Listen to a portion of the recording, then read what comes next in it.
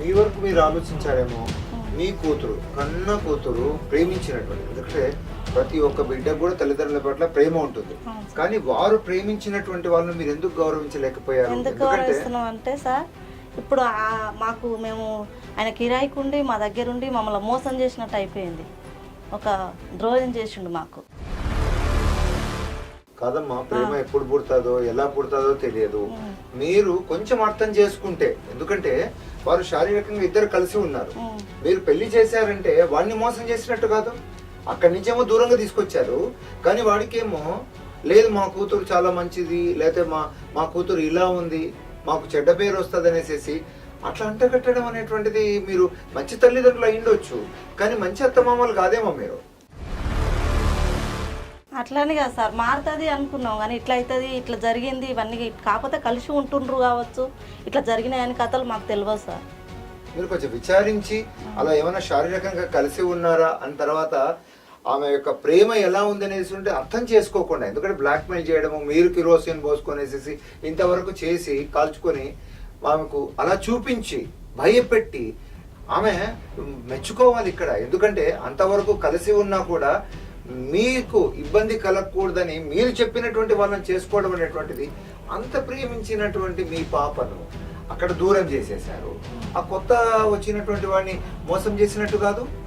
మేము మోసం అంటే సార్, ఆమె అబ్బాయి అమ్మాయి కలిసి ఉంటారు అని తెలియదు, కాకపోతే ప్రేమించింది అని అనుకున్నాం, ఇట్లాంటి రిలేషన్ పెట్టుకున్నది, ఇట్లా జరిగింది అనే విషయం తెలియదు మాకు. మా మాట వింటది, 10 మందిలో పోయినా మేము తల దించుకోలేము, పరువు మాకు ఉంటుంది, మా పరువు రోడ్డు మీద పడొద్దు అని అట్లా మాకు తెలిసిన అబ్బాయికి చుట్టాల అబ్బాయి ఉంటే పెళ్లి చేసాం మేడం. పరువు ముఖ్యం కానీ పిల్ల ముఖ్యం కాదు మీ దృష్టిలో? అట్లానేం కాదు సార్, పరువు ఉండాలి కదా సార్. ఎట్లయినా ఆ అబ్బాయి ఏముందో ఏం లేదో, ఆ తల్లిదండ్రులు ఏందో క్యాస్ట్ మాట్లాడాలమ్మా. మీ కూతురు ఎలా ఉంది, ఆమెకి ఇష్టం ఏముంది, ఎందుకంటే ఇప్పుడు చదువుకు బేజర్ కదా అమ్మాయి, మాట్లాడాల్సినటువంటి అవసరం ఉంది. మీరు బెదిరిస్తే ఎట్లా? ఇంతవరకు బాగా పెంచి చివరిలో పెళ్లి అనేటువంటిది అతను బాగా చూసుకుంటాడు అనుకున్నావు, కానీ ఆమెకి ఇష్టమైనటువంటి వ్యక్తిని నువ్వు దూరం చేస్తే, నాకు అది కాదు అక్కడ దూరం చేయడము.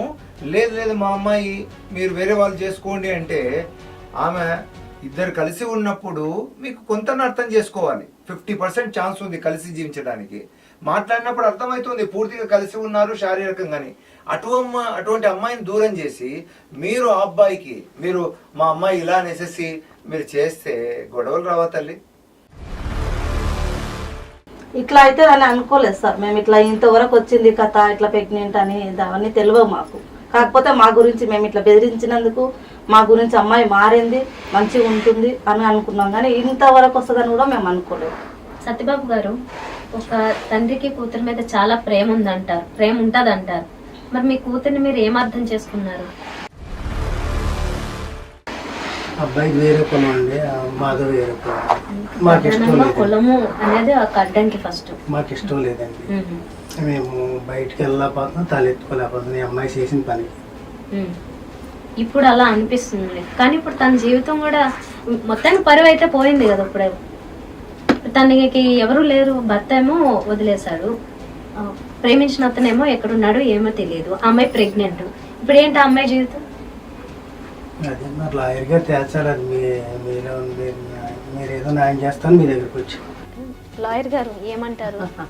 ఆర్థికంగా చాలా దిగువ స్థాయిలో ఉన్నటువంటి ప్రతి ఒక్కరూ కడుపు కాలు కట్టుకొని బిడ్డల్ని పెంచి చదివిస్తూ ఉన్నారు. ప్రతి ఆడపిల్ల మొదట గుర్తు తెచ్చుకోవాల్సింది, మా తల్లిదండ్రులు మమ్మల్ని ఎందుకు బయటకు పంపిస్తున్నారు, ఎటువంటి పరిస్థితుల్లో మమ్మల్ని పంపిస్తున్నారు, మా యొక్క బాధ్యత ఏంటి, మా లక్ష్యం ఏంటి అన్నది మాత్రమే ఆలోచించి ఆ లక్ష్యం దిశగా నడవడం మొదటగా నేర్చుకోవాలి. ఇక్కడ స్వాతి విషయానికి వచ్చినప్పుడు ఏంటంటే, ఆ అమ్మాయి ఇప్పుడు రాము అనేటటువంటి అబ్బాయి ఈ అమ్మాయి దగ్గరికి వచ్చి నేను నిన్ను ప్రేమిస్తున్నానని చెప్పలేదండి. చూసారా, కేవలం ఈ అమ్మాయి డైరీ చదివి తనని ఆ అబ్బాయి ఇష్టపడుతున్నాడు కాబట్టి, నన్ను కాబట్టి ఇష్టపడుతున్నాడు కనుక నేను తనొక సుప్రీం ఉమెన్గా ఆయన దృష్టిలోని తనకు తాను ఊహించుకొని తను ఒక అడుగు ముందుకేసింది. నువ్వు నిజంగా అడుగు ముందుకేసేటటువంటి పరిస్థితిలో నువ్వు ఉన్నావా? నువ్వు ఒక చదువుకుంటున్నటువంటి విద్యార్థివి, అప్పటికి నీకు ఆర్థికంగా ఎటువంటి స్తోమత లేదు, నీవు చదువుకోవడానికి నీ తల్లిదండ్రులు ఎంతో కష్టపడి నేను చదివిస్తున్నటువంటి పరిస్థితి. అటువంటి పరిస్థితిలో ఆ ఫ్రాక్షన్ ఆఫ్ సెకండ్లో లక్ష్యాన్ని మర్చిపోయింది.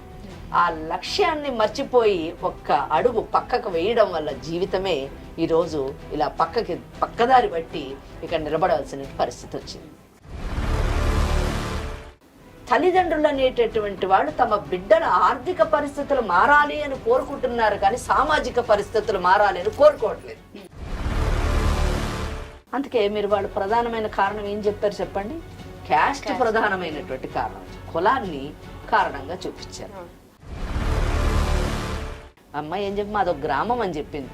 ఆ గ్రామంలో ఉన్నటువంటి కట్టుబాట్లకు తగ్గట్టుగా బ్రతికేటటువంటి తల్లిదండ్రులు, ఒక అమాయకమైన తల్లిదండ్రులు, వాళ్ళకి తెలిసినటువంటిది వాళ్ళ కులంలో మాత్రమే పెళ్లి చేసుకోవాలి, వాళ్ళ అమ్మాయి వాళ్ళు చెప్పినట్టుగా వినాలి, ఆ భర్తతోనే కలిసి ఉండాలి, మంచోడైనా చెడ్డోడైనా. కానీ ఈమె చూసిన సమాజం ఎటువంటిది? మరి ఆ కూతుర్ని మీరు సిటీకి పంపించారు. సిటీలో ఎవరే కులమో తెలీదు, ఇప్పుడు మీరెవరో తెలియదు, నేనెవరో తెలియదు. అటువంటి కులరాహిత్యమైనటువంటి ఆలోచన భావజాలంతో బ్రతుకుతున్న ఈ తరానికి, మరి ఆ తరానికి ఎంత తేడా చూడండి. ఈ కేసులోని కారణాలు ఏదన్నా కానివ్వండి, అమ్మాయి అన్డౌటెడ్లీ తొందరపడ్డది. ఎక్కడ తొందరపడ్డది అంటే, ప్రధానంగా తనంతట తాను ఫస్ట్ చెప్పేసి అతన్ని ప్రేమించడానికి చేసినటువంటి ప్రయత్నం మొదటి తప్పు.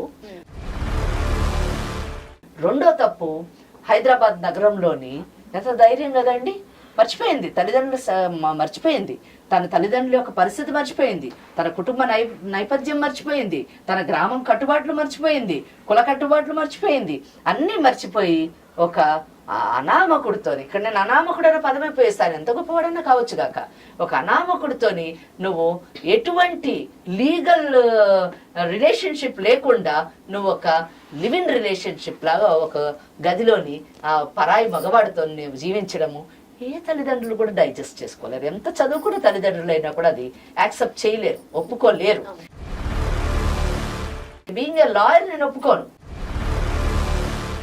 ఎందుకు ఒప్పుకోనంటే, పెళ్లిలోని భద్రత ఉంది, పెళ్లిలోని హక్కులు ఉన్నాయి, పెళ్లిలోని రక్షణ ఉంది, పెళ్లిలోని గౌరవం ఉంది. లివింగ్ రిలేషన్షిప్లోని గౌరవం లేదు, లివింగ్ రిలేషన్షిప్స్లో రైట్స్ లేవు, హక్కులు లేవు. ఇద్దరు, మగవాడు ఒక పెట్టె తీసుకొని ఆడదొక పెట్టె తీసుకొని వస్తారు, ఉన్నన్ని రోజులు ఉంటారు, వెళ్ళిపోయేటప్పుడు ఎవరు పెట్టే వాళ్ళు తీసుకొని వెళ్ళిపోతారు. అమ్మాయి అబ్బాయిని ప్రశ్నించడానికి లేదు, నువ్వు నాతో ఇన్ని రోజులు ఉన్నావు, నాకు ప్రెగ్నెన్సీ వచ్చింది, నా పరిస్థితి ఏంటి అని క్వశ్చన్ చేయడానికి లేదు. అలా ఈ అమ్మాయి ఎవరితోనే వెళ్ళిపోతే నువ్వు ఎందుకు వెళ్ళిపోతున్నావు అని ప్రశ్నించే హక్కు అతనికి లేదు. అలా హక్కులు లేనటువంటి, రైట్స్ లేనటువంటి, బాధ్యతలు లేనటువంటి ఒక రిలేషన్షిప్ కి విలువ లేదు. అటువంటి రిలేషన్షిప్ మన బిడ్డలు ఎంకరేజ్ చేస్తుంటే, అందులోకి కానీ ప్రవేశిస్తే మనసున్న ఏ తల్లిదండ్రులు కూడా ఒప్పుకునేటటువంటి పరిస్థితి కాదు.